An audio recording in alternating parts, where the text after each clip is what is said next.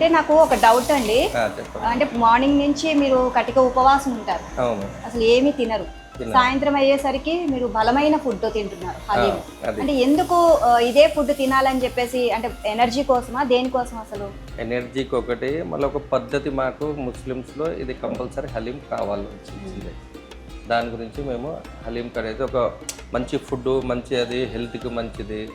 అది ఒక పండుగకు మాకు ఒక సంతోషం ఉంది.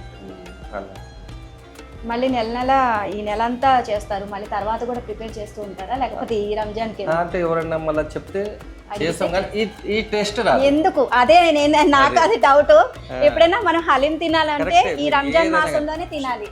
షిరుకుర్మా అయినా కానీ మనం మామూలు కూడా చేస్తాము, కానీ పండుగగా చేసినప్పుడే ఆ రుచి వస్తుంది.